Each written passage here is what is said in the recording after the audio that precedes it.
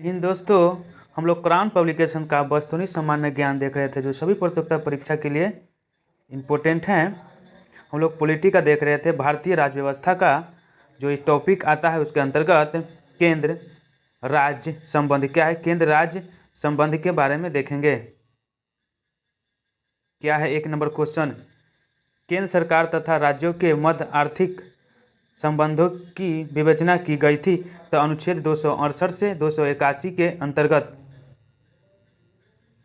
संघ का यह कर्तव्य होगा कि वह ब्रह्मा आक्रमण तथा आंतरिक गड़बड़ी से प्रत्येक राज्य की रक्षा करे।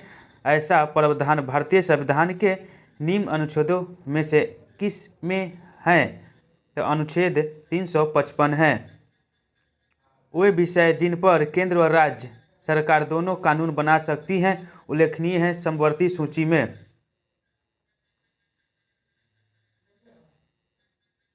भारत के केंद्र राज्य संबंध प्रभावित होते हैं तो चारों से होते हैं। 1 में क्या है, संविधान के प्रावधानों से, 2 में है नियोजन प्रक्रिया से, 3 में है राजनीतिक हितों के अंतर विरोध से, 4 में होगा हुक्म चलाने की इच्छा प्रबलता से। निम्नलिखित में से किस अनुच्छेद के अनुसार भारतीय संविधान अंतर्राष्ट्रीय परिषद के संबंध में प्रावधान करता है? तो अनुच्छेद 263 के अनुसार। निम्न कथन पर विचार कीजिए, भारत में वित्तीय शॉपों पर स्टाम्प शुल्क दोनों में से कोई नहीं होगा। क्या क्या है?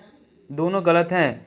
राज्य सरकार द्वारा चलाया व उछला किया जाता है का विनियोजन संघ सरकार द्वारा किया जाता है, दोनों गलत हैं।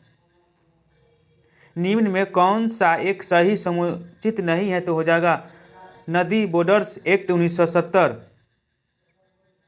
भारत में केंद्र राज्य संबंध निर्भर करता है तो सभी चारों से, संवैधानिक प्रावधानों से, परंपराओं तथा व्यवहारों पर, न्यायिक संख्याओं द्वारा बातचीत के लिए यंत्र विन्यास पर।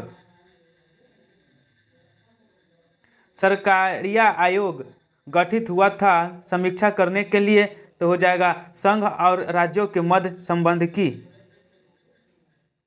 अंतर्राष्ट्रीय परिषदों का निर्माण स्रोत क्या होगा? संवैधानिक। एक संघीय राज्य व्यवस्था में सम्मिलित होता है तो चारों होगा संघ और राज्यों के बीच, राज्य के मध्य संबंध, समवर्त के लिए यंत्र, विवादों को सुलझाने के लिए तंत्र। केंद्र राज्य संबंध किस अनुसूची में आती है? तो 7वीं अनुसूची में। अनुच्छेद 249 के खंड 1 के अंतर्गत पारित प्रस्ताव निम्नलिखित में से किससे अधिक समय के लिए प्रवर्तित नहीं करेगा? तो 1 वर्ष के लिए। व्यापार संघ भारत के संविधान के 7वीं अनुसूची में से नई सूची क्या है? तो समवर्ती सूची होगा।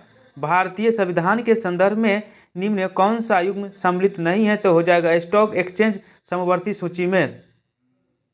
संविधान के किस प्रावधान में कहा गया है कि विधि के प्राधिकार के बिना न तो कोई कर लगाया जा सकता है और न ही एकत्रित किया जा सकता है? तो अनुच्छेद 265।